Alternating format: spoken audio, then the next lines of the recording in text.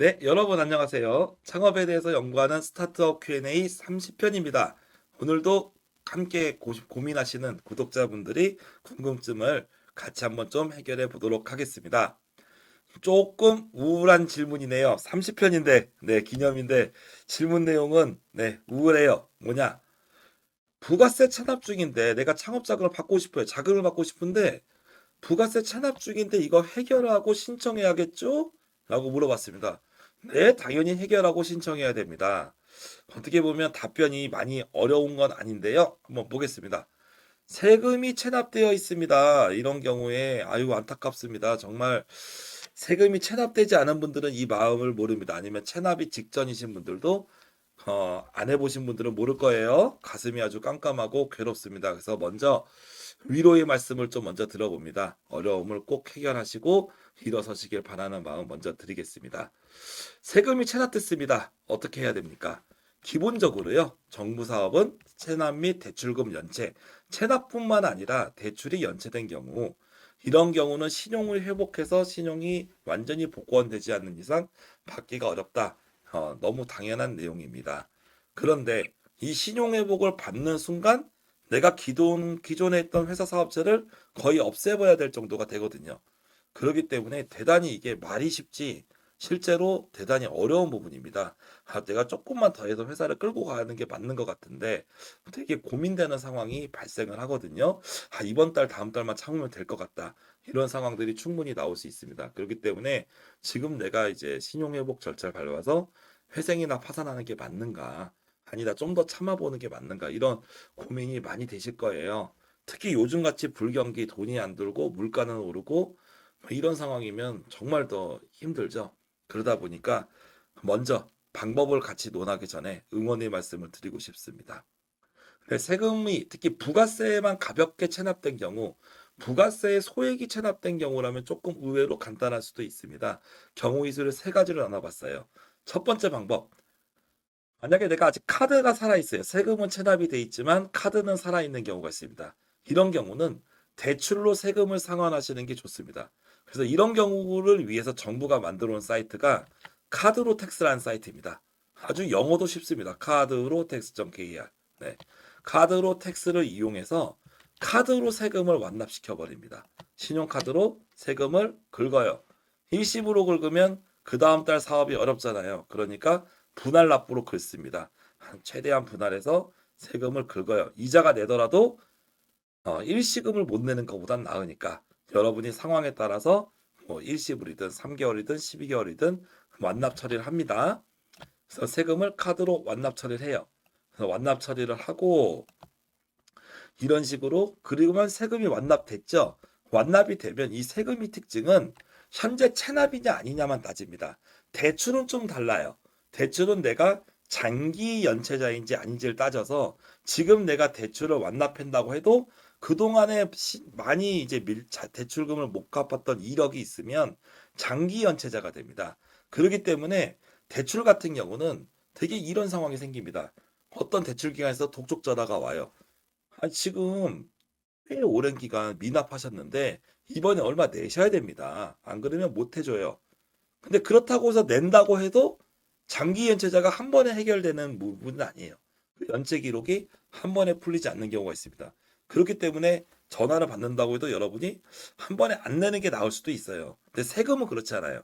세금은 완납했냐 아닌지만 따집니다. 그렇기 때문에 여러분이 카드로라도 세금을 완납을 했으면 그 다음에 대출 신청할 때 아무 문제가 없습니다. 그냥 완납 증명서가 나와 버리는 거예요.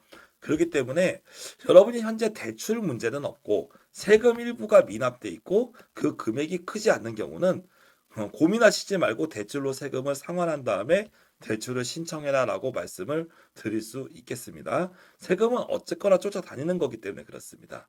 그래서 1번이 방법이 대출로 세금을 상환하는 방법입니다. 두 번째는 부가세를 납부 유예하는 방법입니다. 이 부분도 어떻게 보면 약간 좀 그러긴 하지만 여러분들 입장에서 대출로 아예 카드를 쓰지도 않아. 그냥 국세청 담당자랑 상의하시면 돼요. 저도 참 옛날에 한 적이 2011년에 실제로 국세청 담당자분하고 가서 죄송합니다. 저희가 세금이 밀려 있는데 이거 어떻게 하면 좋겠습니까? 그래서 부가세를 납부 유예를 실제로 저도 상담했던 그런 기억이 있습니다. 다른 분들도 마찬가지였겠지만 한 여기 세금 담당자분들도 정상 참작이 됩니다. 그래서 6개월 정도 아니면 좀 24개월 좀 짧은 경우 3개월 정도를 이게 종용하시는 경우도 있기는 해요.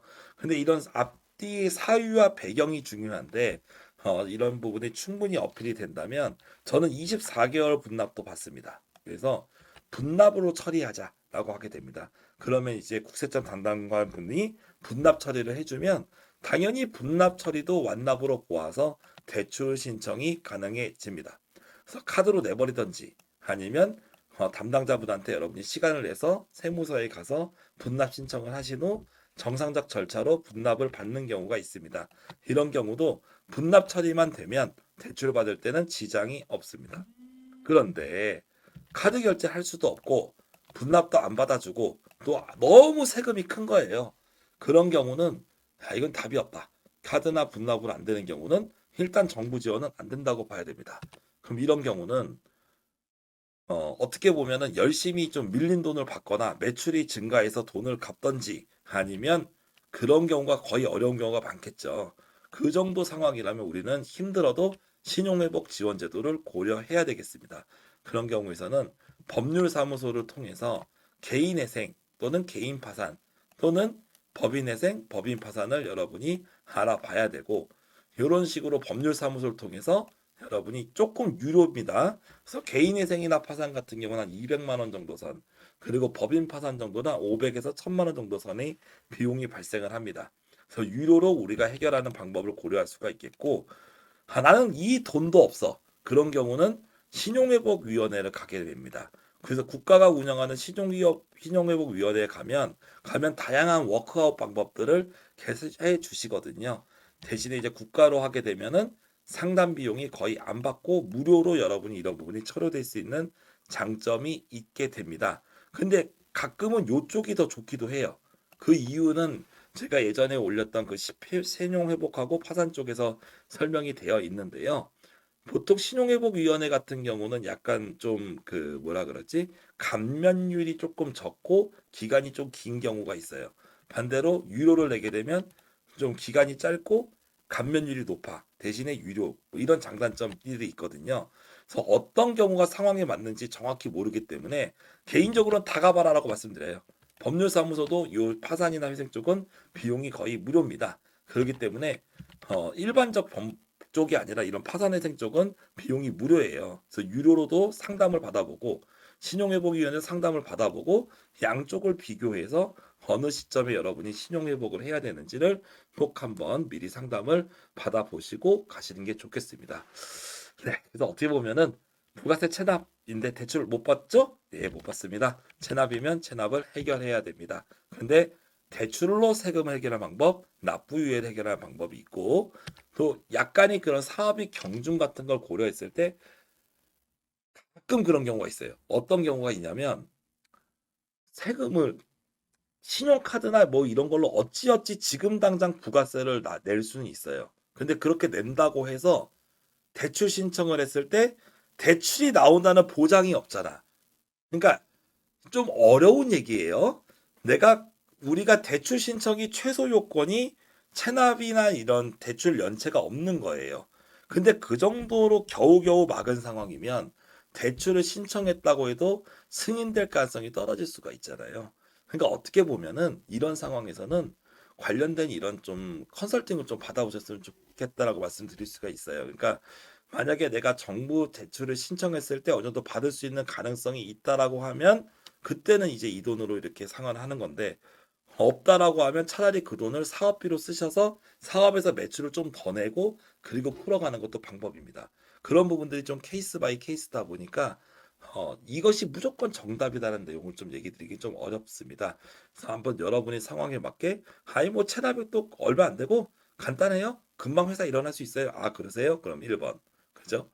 그게 아니라 조금 근데 어쨌거나 카드도 대출이니까 좀 문제 될 것 같고, 근데 매출은 꾸준히 들어와요. 그러면 2번. 약간 이런 식으로 좀 우리가 판단해 볼 수 있겠습니다. 아무쪼록 네, 부가세 체납 중에 좀 어려운 상황인데 중요한 원리는 그겁니다. 체납은 어떻게든 쫓아오기 때문에 해결을 봐야 돼요. 근데 그 부분에 대해서 분납을 해결할지 카드로 갚아버릴지 아니면 회생이나 이런 쪽을 고려해 가면서 풀지를 여러분이 면밀히 다양한 각도에서 고민을 해보셨으면 좋겠습니다.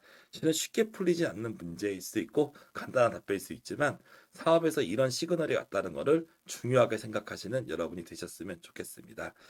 네, 저는 또 다음에 또 좋은 영상으로 찾아뵙겠습니다.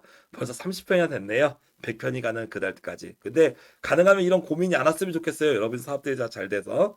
네, 아무튼 질문하신 분 꼭 사업 잘 되시길 바라겠고 저는 다음에 또 좋은 영상으로 찾아뵙겠습니다. 시상 마치겠습니다. 감사합니다.